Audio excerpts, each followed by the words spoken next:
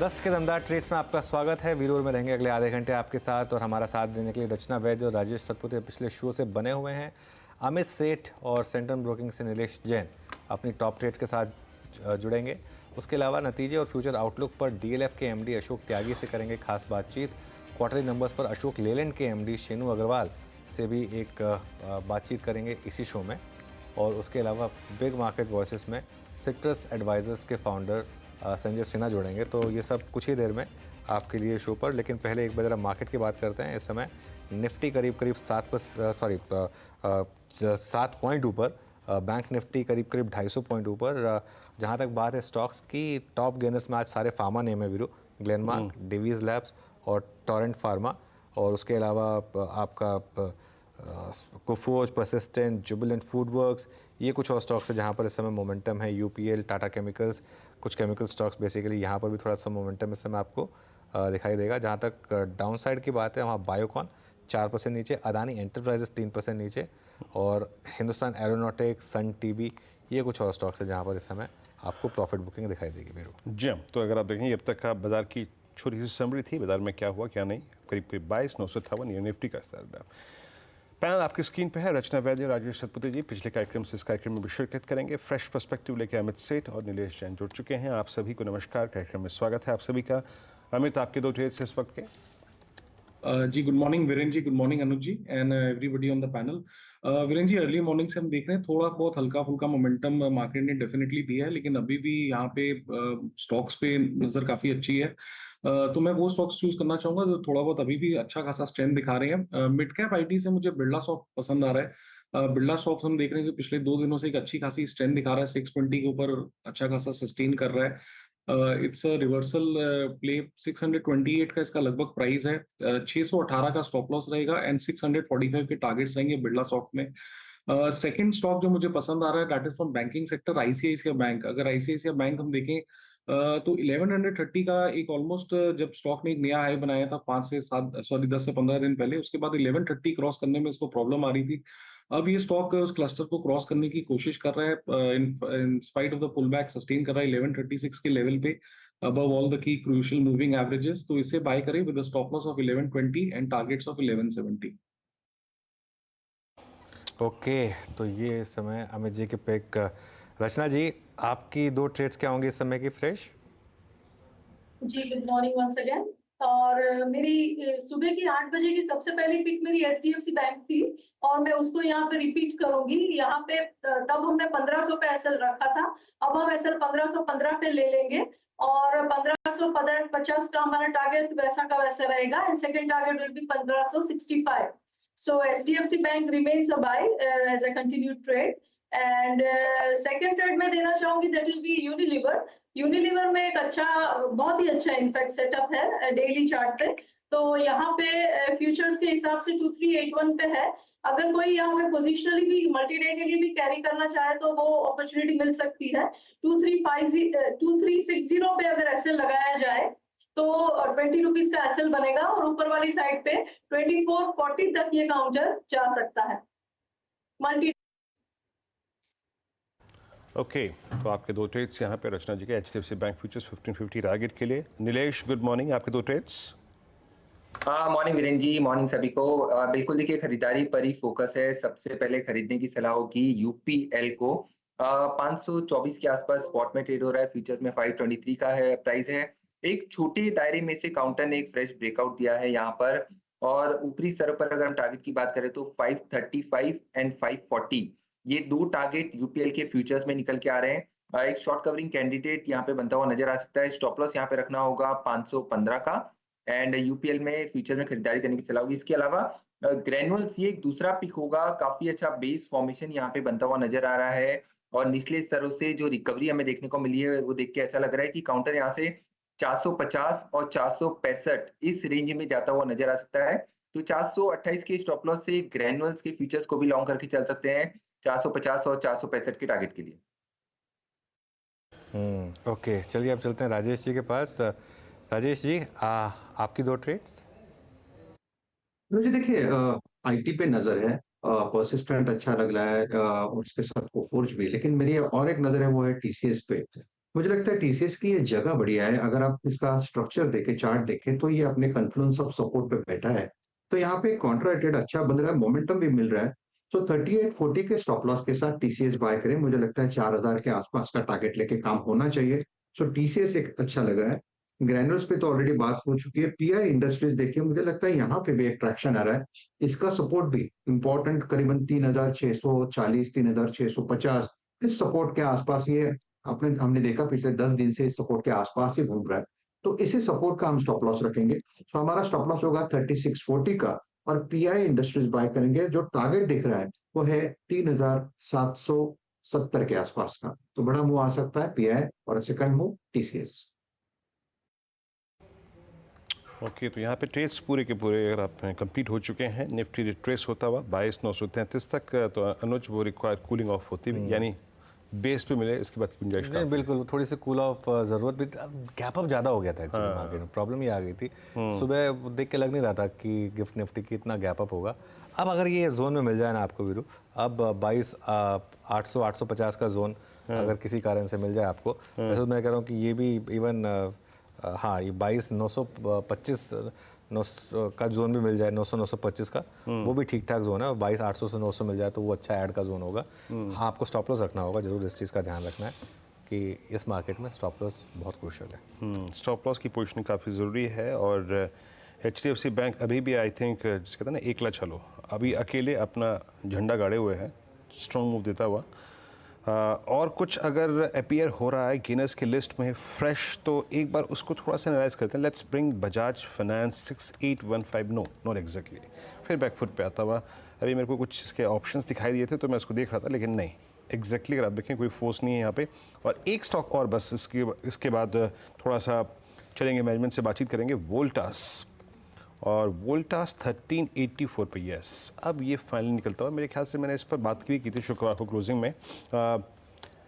अमित, आपका व्यू वोल्टास 1385 और वो जो डिफरेंशियल बिटवीन जो परसिस्ट कर रहा है बिटवीन हेवल्स और वोल्टास के, बाजार उसको चेस करने की कोशिश करता हुआ, अभी आपका व्यू 1387 पे वोल्टास पे?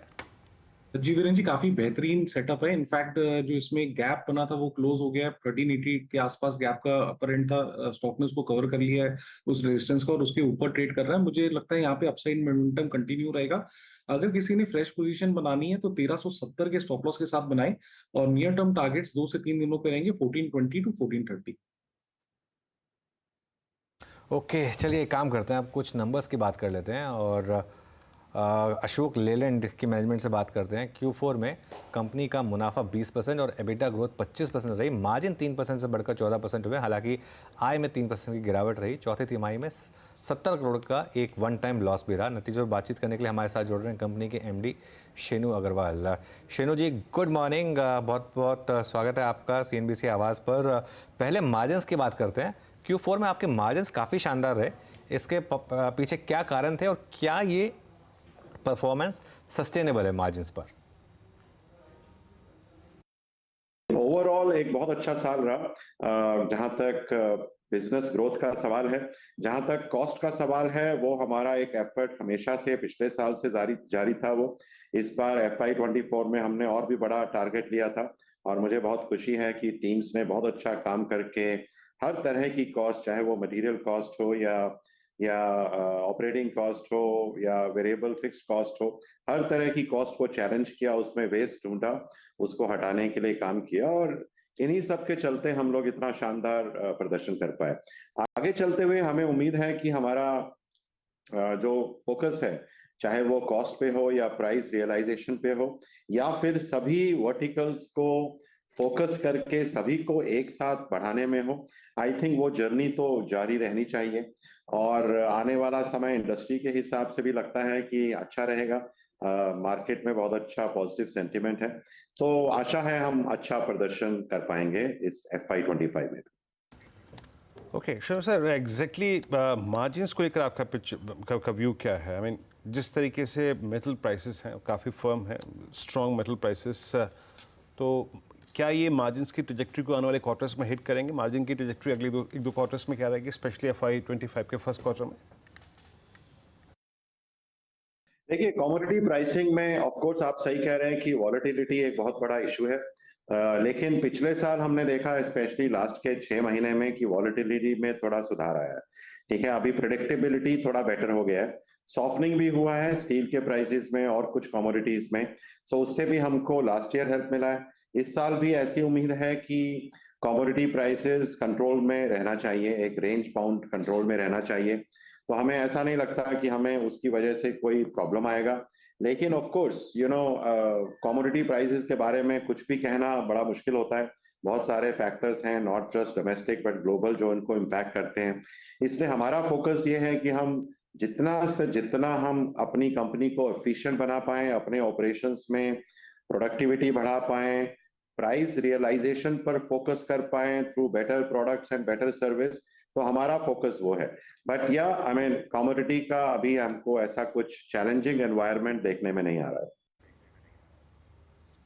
Okay, medium and heavy commercial vehicle FY25 में ये साइकिल किस तरीके से प्ले आउट होगी और क्या कारण है कि आपकी ओवर बुकिंग्स जो हैं वो बेटर रही इस पीरियड में? अगर आप वो 4 महीने का हिस्सा हटा दें, क्योंकि वो एक यूनिक था हाई बेस की वजह से, तो पहले 8 महीने में जो ग्रोथ दिखाई थी हमको 8 से 10% की, वैसी ही ग्रोथ अब हमको अप्रैल में भी 10% की लगभग दिखाई दे रही है। तो मुझे तो एक्चुअली ऐसा लगता है कि हम एक अच्छे पॉजिटिव मोमेंटम पर हैं एमएचसीवी इंडस्ट्री में। मुझे तो ऐसा लगता है कि H1 में भी पॉजिटिव मोमेंटम रहेगा। मुझे लगता है FY25 में भी हम लोग इंडस्ट्री लेवल पे कुछ ग्रो कर पाएंगे। ये भी काफी विचार था कुछ लोगों का कि इलेक्शंस की वजह से काफी नेगेटिव इम्पैक्ट आ सकता है इंडस्ट्री में। कुछ लोग तो ये भी कहने लगे थे कि शायद 15% तक इंडस्ट्री डाउन जाए H1 में। लेकिन अभी अप्रैल, हालांकि एक ही महीना है, लेकिन अप्रैल ने जो हमें दिखाया है कि 10% का ग्रोथ, वो तो -15 से 10 तो बहुत दूरी पर है। इवन मई के महीने में भी हमें जो ग्राउंड पे पॉजिटिव मोमेंटम या पॉजिटिव स्ट्रॉन्ग पल्स दिखाई दे रही है, उससे हमें लगता है कि ये आने वाला समय, चाहे वो H1 हो या फिर पूरा साल हो, हमें लगता है कि सीवी इंडस्ट्री के लिए एक अच्छा समय होना चाहिए। ओके, शैरू जी, ये सरकार का काफ़ी स्ट्रॉन्ग अगर आप देखें तो यहाँ पे काफ़ी जोर है ईवी पर, ईवी के चलन को बढ़ावा देने के लिए। अगले 1 वर्षों में, आई मीन स्पेशली FY25 में आप ईवी पे कैसे काम करेंगे, इस संदर्भ में आपकी परियोजनाएं? बहुत अच्छा सवाल। इलेक्ट्रिक में जहां तक सवाल है, हम जानते हैं कि सभी जानते हैं कि बस और फिर आने वाले समय में इलेक्ट्रिक लाइट कमर्शियल व्हीकल्स में सबसे ज्यादा तेजी आने की उम्मीद है। आई थिंक मीडियम और हैवी ड्यूटी में अभी थोड़ा और टाइम लगेगा, हालांकि हम टेक्नोलॉजी वाइज उसमें भी रेडी हैं। लेकिन जो बस और जो लाइट कमर्शियल ट्रक का बिजनेस है, वो हमारी जो सब्सिडरी है स्विच इंडिया, उसमें है। स्विच इंडिया में के प्रोग्रेस से हम बहुत खुश हैं। जहां तक बसेस का सवाल है, ऑलरेडी बहुत सारी बसेस हमारी, इलेक्ट्रिक बसेस हमारी अभी यूज में हैं, सड़कों पर हैं, काम कर रही हैं। अभी हमारे पास 950 का एक ऑर्डर है जो हमें सप्लाई करना है दिल्ली में। हमारे पास एक 300 बसों का, इलेक्ट्रिक बसों का ऑर्डर है जो हमें बेंगलोर में प्रोवाइड करना है। इसके अलावा भी कुछ और छोटे ऑर्डर हैं। सो हमारी जो प्रोडक्ट ऑर्डर की पाइपलाइन है इलेक्ट्रिक बस की, वो ऑलरेडी 1500 बसों के आसपास है। अभी आने वाले समय में FY25 में खास तौर पर हमारे लिए चैलेंज अब ऑर्डर नहीं है, हमारे लिए चैलेंज ये है कि हम इनको समय से कैसे सप्लाई करें। हम अपना प्रोडक्शन, अपना सोर्सिंग, अपना मटेरियल बाइंग कैसे रैंप अप करें जल्दी से जल्दी, ताकि हम ये 1500 बसों को टाइमली या समय से पहले प्रोवाइड कर पाएं। बिल्कुल, बिल्कुल ये good problem to have. Shenu जी, बहुत बहुत शुक्रिया आज हमारे साथ जुड़ने के लिए और हमसे बात करने के लिए। अशोक लेलैंड। अब बात करते हैं DLF की, जिसने 1 साल में करीब 80% के रिटर्न्स दिए हैं।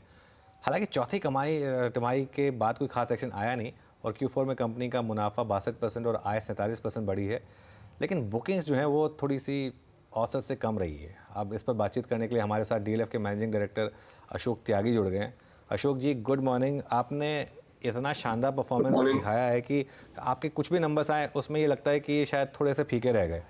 पहले तो मैं एक चीज़ कहूँगा आपसे कि जो गुड़गांव का आपने ट्रांसफॉर्म किया है वो वाकई में काबिल तारीफ़ है, और आज की डेट में अगर गुड़गांव आए तो ऐसा लगता है कि आप किसी शिकागो या हांगकांग उस तरीके की किसी सिटी में आप एंटर कर रहे हैं। तो पहले तो उसकी बधाई आपको। अब बताइए ये नंबर्स को कैसे बढ़ा जाए, क्योंकि थोड़े से आपके जो नंबर्स थे, जो बुकिंग्स थी, वो शायद थोड़ी सी कम रही जो मार्केट एक्सपेक्ट कर रहा था उससे, क्या वो कुछ वापस Q1 में ट्रांसलेट होगा? इसका मतलब Q1 आपके लिए बेटर रहेगा Q4 से? सो अनुज, गुड मॉर्निंग।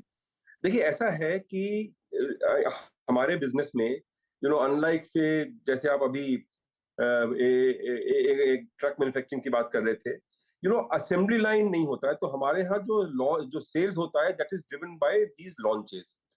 अब हर लॉन्च के पहले एक प्रॉपर अप्रूवल प्रक्रिया होती है।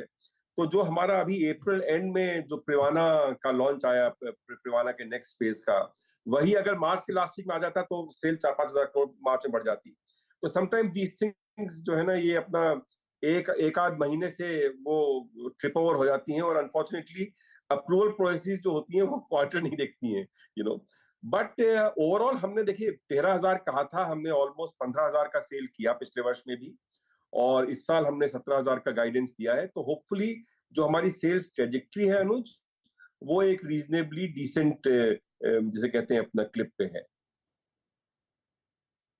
अच्छा त्यागी सर, इससे पहले कि मैं आपके प्रोजेक्ट्स और फ्रेश लॉन्चिंग के बारे में बात करूं, प्राइसिंग अभी भी हायर लेवल्स पे सस्टेन कर रही है? हायर प्राइसेस पे डिमांड अभी भी अच्छी है? सब सेगमेंट में बात करना चाहूँगा, लग्जरी सेगमेंट में, प्रीमियम और अफोर्डेबल, हर जगह इस वक्त प्राइसिंग कैसे है सर? और ज़्यादा ओके, त्यागी जी आप सुन पा रहे हैं मुझे? मेरे ख्याल से हाँ, अब मैं सुन पा रहा हूँ। बीच में वीरेंद्र का कुछ 30 सेकंड में नहीं सुन पाया था। हाँ वीरेंद्र, दोबारा पूछ हाँ, लीजिए। मैं सर त्यागी सर, मैं प्राइसिंग के बारे में बात कर रहा था सर। लग्जरी में और जो प्रीमियम सेगमेंट है और अफोर्डेबल, तीनों ट्रेजेक्टरी में प्राइसिंग कैसी है और सबसे स्ट्रॉन्ग डिमांड कहाँ पर है इस वक्त?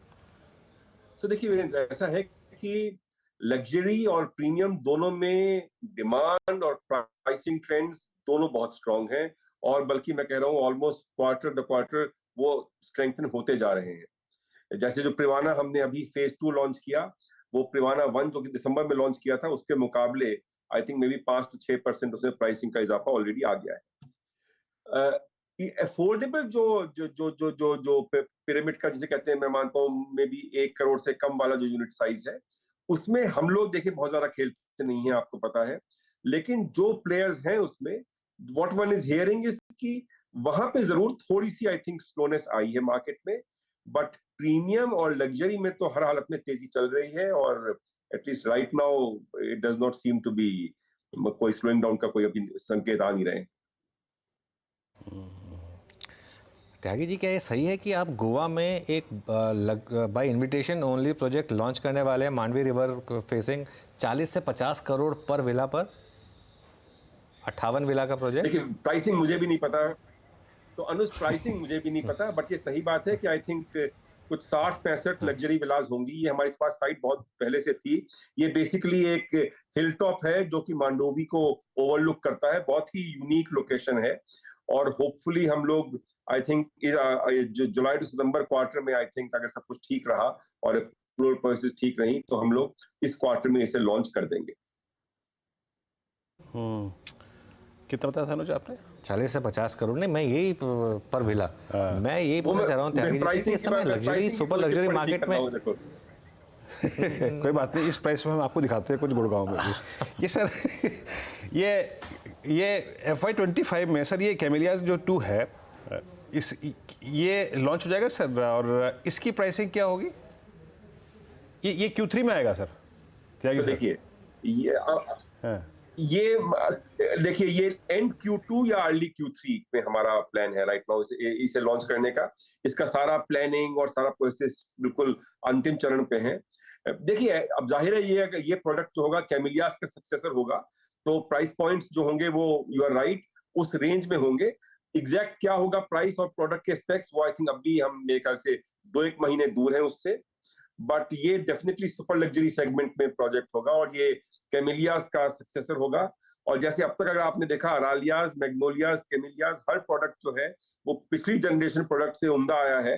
होपफुली हम वो ट्रेंड बरकरार रख पाएंगे इस वाले में भी, बट आप इसके लिए थोड़ा आई थिंक मे बी 60 से 90 दिन वेट करें, and I think will have all the details.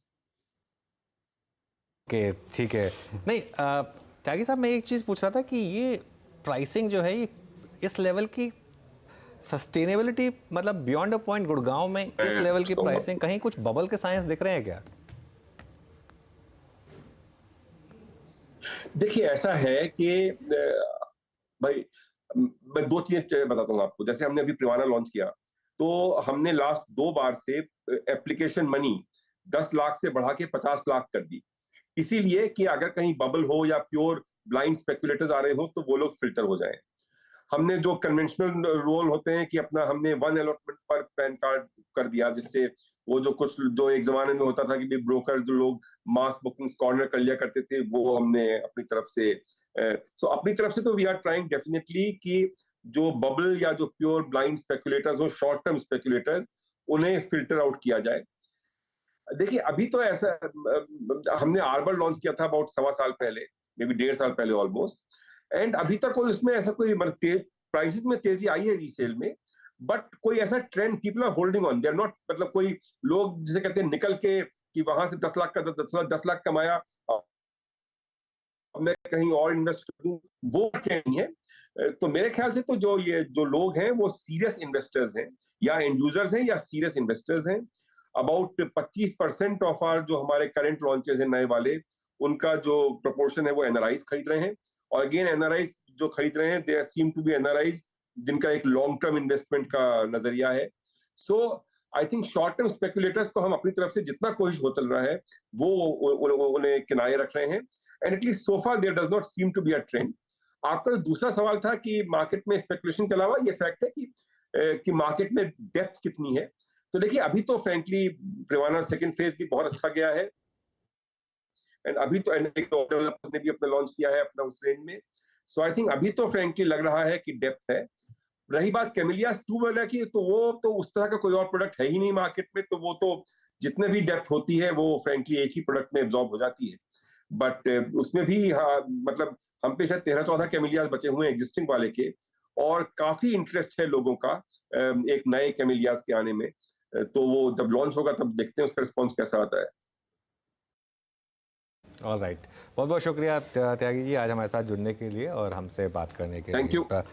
चलिए अब काम करते हैं, अब थोड़ा आगे बढ़ते हैं और मार्केट पर चर्चा करने के लिए हमारे साथ सिट्रस एडवाइजर्स के फाउंडर संजय सिन्हा जुड़ गए हैं। Sanjay ji good morning. पहले रियल एस्टेट की बात कर लेते हैं, अभी हम डीएलएफ की मैनेजमेंट से बात कर रहे थे। इस स्पेस में बहुत ज़बरदस्त तेज़ी आई है, क्या ये सस्टेनेबल है? मेरे ख्याल से जो 3 डेवलपमेंट्स हुए हैं अनुज, एक तो रेरा के आ जाने के बाद ये सेक्टर रेगुलेट हो गया, दूसरा जो इनकी स्टॉक प्राइसेस थे जो हम लोगों ने प्रीवियस पीक डीएलएफ का ही देखा था, उस पीक से भी अगर आप देखें तो बहुत सारे स्टॉक्स करेक्ट कर गए हैं, और तीसरी जो लेटेंट डिमांड जो लग रहा था कि पोस्ट कोविड एक सर्ज है, लग रहा है कि वो पोस्ट कोविड सर्ज नहीं है, एक सस्टेनेबल डिमांड है। तो इन तीनों फैक्टर्स के कारण मुझे लगता है कि ये सेक्टर आज भी मार्केट में इंटरेस्ट जो बना हुआ है वो इंटरेस्ट अभी भी कुछ समय तक बना रहेगा।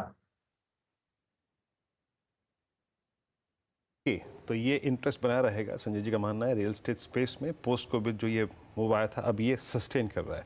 संजय जी अभी बाजार की प्लेसमेंट को आप कैसे रीड कर रहे हैं? आई मीन हम ऑलमोस्ट 21,800 की ट्रैजेक्टरी से अब करीब 23,000 की ट्रैजेक्टरी में खड़े हैं। भले ही एक्शन आरबीआई के कदम के बाद, डिविडेंड के बाद आया, एक स्ट्रॉन्ग डिविडेंड पे आउट के बाद, लेकिन क्या बाजार ने इस प्राइस पर 23,000 पे एक best case scenario, I mean जिसे कहते हैं मैं एक कंप्लीट मेजॉरिटी स्ट्रॉन्ग नंबर्स, वो भी फैक्टर इन कर लिए हैं क्या इस प्राइस पर आपके मुताबिक?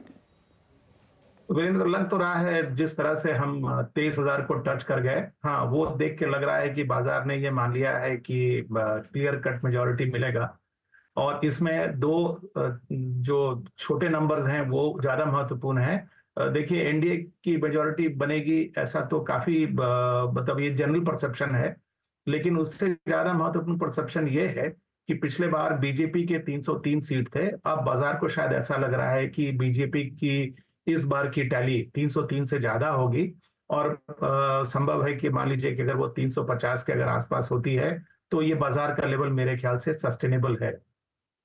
बट साथ ही साथ वीरेंद्र, मैं ये भी कह दूं कि मेरे ख्याल से ये इलेक्शन का रिजल्ट एक मेजर इवेंट रिस्क है और इसको हल्के में नहीं लेना चाहिए। कई बार ग्राउंड लेवल रियलिटी से हम उतने अच्छी तरह से अवगत नहीं रहते हैं। तो मेरे ख्याल से जो leading up to election result जो 2 इवेंट्स हैं, यानी कि शनिवार को जो एग्जिट पोल आएंगे और उसके बाद मंगलवार को जो एक्चुअल रिजल्ट आएगा, इसके मद्देनजर मेरे ख्याल से एग्जिट पोल तक हमें बाजार में हल्के लेवल से ही अप्रोच करना चाहिए, यानी कि 60-70% ही हम अगर इन्वेस्ट करे रहें तो बेटर है। एग्जिट पोल में काफी हद तक रुझान क्लियर होना चाहिए, अनलेस कि कोई बहुत ही अनएक्सपेक्टेड सा एग्जिट पोल आए तो बात दूसरी है। और एक्चुअल जब मंगलवार को रिजल्ट आएंगे उस दिन मेरे ख्याल से पूरी तरह से बाजार में इस आउटकम को बाजार डिस्काउंट करेगा। तो मेरे ख्याल से पूरी तरह से इन्वेस्टेड हमें इलेक्शन रिजल्ट के बाद ही होना चाहिए। बिल्कुल, ये बात तो खैर है कि रिस्क तो हमेशा रहेगा। बैंक्स और लार्ज कैप बैंक्स, यहाँ पर वापस थोड़ा सा प्राइवेट बैंकों में एक बाइंग मोमेंटम हमने नोटिस किया है, HDFC बैंक और कोटक जैसे बैंकों में। यहाँ पर क्या भी होगा आपका?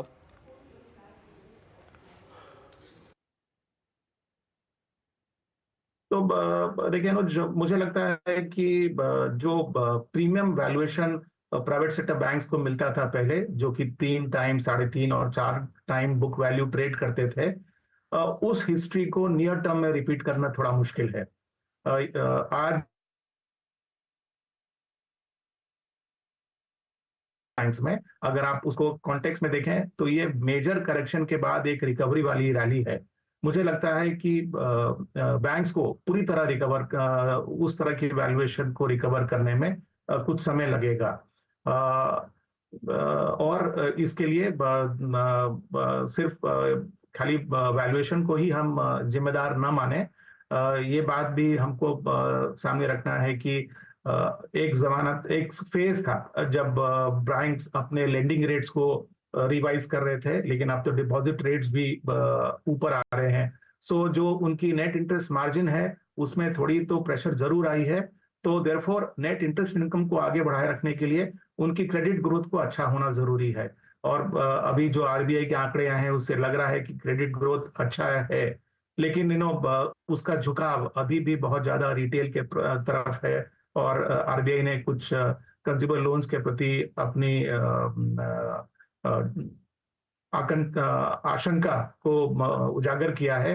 तो मेरे ख्याल से मिला जुला असर अगर आप देखें तो मुझे लगता है कि छोटी बहुत रैली बड़े प्राइवेट सेक्टर बैंक्स में पॉसिबल है, बट बिल्कुल बाजार को आउट परफॉर्म करने वाली जो रैली है वो हमारे ख्याल से कुछ समय दूर है। सर, एक प्रश्न और आपसे पूछूंगा। जैसे कि आपने कहा कि शायद मोर और लेस बाजार ने इस प्राइस पे बेस्ट केस जो है उसको फैक्टर इन कर लिया है, बट हमारे सामने 2 इवेंट्स और खड़े हैं, उसके बाद फुल फ्लैग बजट और स्पेशली मानसून, जिसको लेकर IMD की टिप्पणियाँ अच्छी हैं, and specially the second part of monsoon वो शायद और अच्छा रहे। इस मद्देनज़र 1-2 स्पेस जिस पर आपकी नज़र है? तो देखिए, मुझे लगता है कि RBI के जो बाउंटी सरकार को दी गई है उसके बाद से सेक्टोरल पार्टिसिपेशन देखें तो उससे ही थोड़ा बहुत इशारा आपको मिल जा रहा है कि सरकार अपनी जब इंटरिम बजट प्रस्तुत करेगी तो उसका बहुत बड़ा फोकस इंफ्रास्ट्रक्चर और खास करके जो 3 मेजर सेक्टर्स जिन पर सरकार का फोकस रहा है, पावर, रेलवेज और डिफेंस, मेरे ख्याल से इन 3 सेक्टर्स का बहुत बड़ा सॉर्ट ऑफ या तो एलोकेशन या फिर कंट्रीब्यूशन रहेगा बजट में। तो मैं समझता हूं कि ये 3 सेक्टर्स तो मुख्यतः पार्टिसिपेट करेंगे। दूसरा जो सेक्टर जो अब तक बहुत अच्छी तरह से पार्टिसिपेट नहीं कर पाया है बाजार में, वो रहा है फास्ट मूविंग कंज्यूमर गुड्स का, और खास करके उसके अंदर हाउस होल्ड प्रोडक्ट्स का। पिछले तिमाही के जो रिजल्ट्स आए और उसके साथ जो मैनेजमेंट की कमेंट्री आई, उसमें मैनेजमेंट ने दर्शाया है कि उन्हें अब रूरल रिकवरी दिख रही है, बट ये कितनी सस्टेनेबल है ये डिसाइड होगा मानसून के बाद ही, क्योंकि बहुत बड़ा जो पॉपुलेशन का तबका है वो आज भी मानसून डिपेंडेंट है। तो मेरे ख्याल से ये एक सेक्टर है जिसमें कि थोड़ी बहुत ऑप्टिमिज्म आ सकती है अगर अच्छी मानसून हुई, लेकिन मेरे ख्याल से उससे ज्यादा बड़ा योगदान बाजार के परफॉर्मेंस पे बजट का रहेगा। और जिन सेक्टर्स को मैंने मेंशन किया मेरे ख्याल से ये सेक्टर्स ज्यादा पार्टिसिपेट करेंगे। ऑडियो अप करो। हाँ, ऑलराइट संजय जी, बहुत बहुत शुक्रिया आज हमारे साथ जुड़ने के लिए और हमसे बात करने के लिए। चलिए अब इस शो को यहीं समेट लेते हैं। मार्केट में वापस बैंक निफ्टी के जलवे और फिर से बैंक निफ्टी अब डे हाई की तरफ बढ़ता हुआ कर्टसी HDFC बैंक। नीरज